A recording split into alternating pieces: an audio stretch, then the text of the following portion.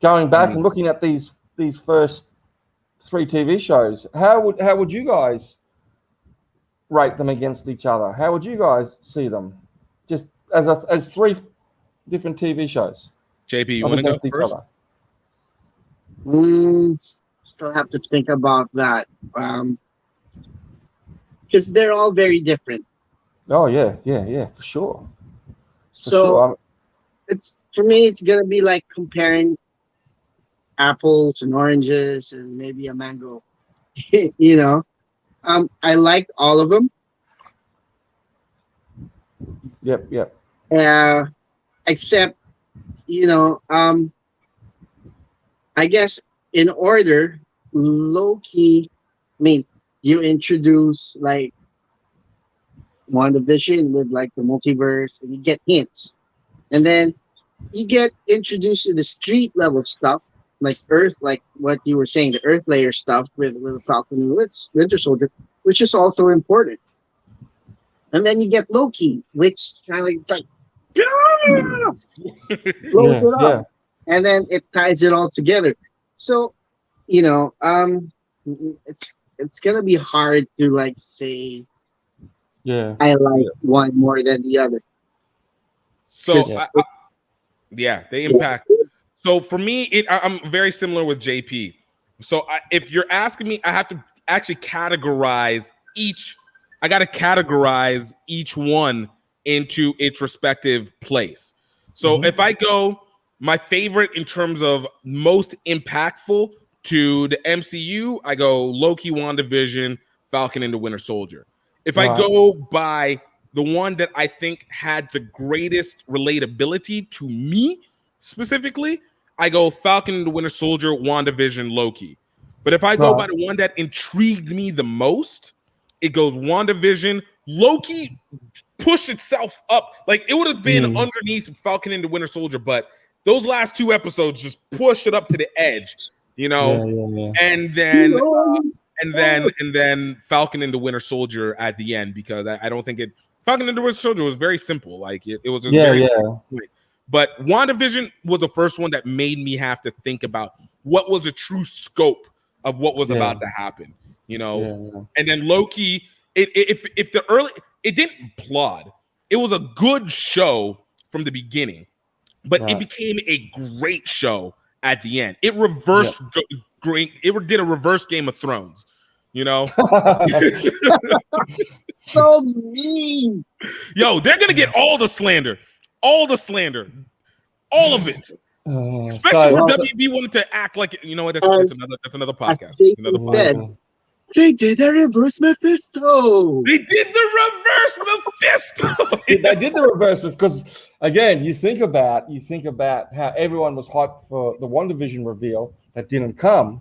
Right. So we all pulled back on Loki, thinking, okay, this maybe there, no, and then it just went boom. Last episode, here you are. We're going to open. Not only we're going to show you the big baddie, but we're going to blow open the whole universe, just like you thought we were going to do when Evan Peters turned up. Exactly. Quicksilver. But we shouldn't discount Mephisto just yet. You know why I'm discounting Mephisto is because China's money is discounting Mephisto, and when China's money plays into this, it's not there anymore. Just remember, if we live in Asia, You start dissing China, we're in trouble. Too close to home. We love you, Winnie the Pooh. No, we don't. We had your guts, but. For me, I found as a viewing experience, I was satisfied a lot with the end of Loki. Like, I was just satisfied. I finished that. I didn't feel I had any of those grieving little niggles I had with the first 2 series. When they are little niggles, like in both WandaVision and in Falcon Winter Soldier, the main plot points delivered. Like, the characters got their character arcs. They were fulfilled. Very good. But, as I've said, those subplots were not met in my eyes. Things like Darcy in WandaVision, and then the power broker and all that.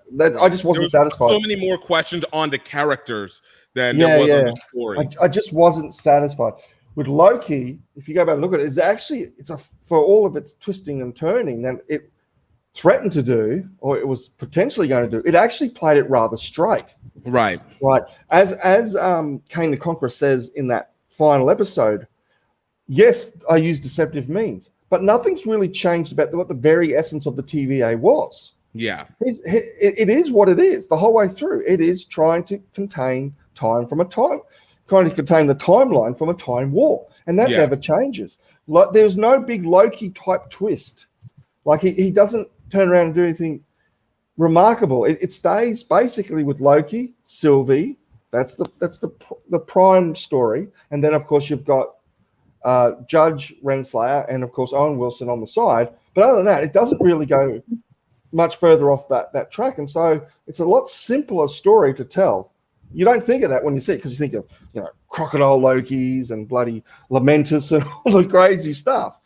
But narratively, it actually stays rather true the whole way through. Absolutely. And I just found it. And of course that I think that allows us to have that big ending where we just get our mind blown. And I found that very satisfying. You're right, though, in saying that WandaVision was intriguing. Like those first 5 or 6 or 7 episodes, you just couldn't stop thinking about them, right? Yeah. We all went to bed going, what the hell was that? The show literally ruined weeks. Please stand by is forever marked down as a PTSD term for me. Please stand by forever. I cannot look at that again and be like, and not always feel a little bit of heart palpitation because of what that show did, because it was just so sudden and everything just clicked and ended. So I can't take away from an emotional experience what WandaVision did. Loki, every episode still gave me something. I just was like, okay, all right, let's see where we're going. All right, let's see where we're going. But I don't think there's going to be another show that's going to give us that much anxiety and anticipation WandaVision did. Yeah. Well, I don't want them to do another one like that either. At the end of every episode of WandaVision, you just went, no. Yeah. No. Yeah. You assholes. We wanted more. Exactly. I felt that way after the 5th episode of Loki, right? With the one when they open up and you see, the Emerald City, or exactly. When you see, that's the only episode I felt of Loki. Maybe the end, the finale as well. That's the one episode where it went to black and I went, oh, right, no, right, I know. But yeah, WandaVision, I don't think there's too many people who didn't get annoyed by the ending of the show, which is exactly what you want as a filmmaker. Exactly. You want people salivating at the end of a TV show, wanting more. I can't wait another week. I mean, that's perfection. You can't ask any more for that, except a really good finale. Right. I'm not sure we got. Then we get to Falcon with the Soldier, and you think about some of the really great parts of that. Baron Zemo was just, MVP for mine. I loved him. And then you got the Isaiah Bradley story, and that was powerful, all that stuff. But that was the thing with those. Go ahead, JP. Sorry, not. I was just gonna say the highlight for Falcon and the Winter Soldier for me was the dancing Zemo. The Zemo dance. David Brawl. He earned that dance. You would not find that half as cool if he wasn't such a cool character. Right. But no, that was the thing with Falcon and the Winter Soldier. It was the piece that was needed. At the end of every episode, I was like, I'm good with this episode. And I didn't have to think about it for the rest of the week. And honestly, I appreciated that because, again, it was so much energy zapped out from WandaVision. Yeah. And like I said, I don't think it's going to come back as hard. What if might come, because apparently it's actually serialized and not anthology. So it actually might, it's going to connect together.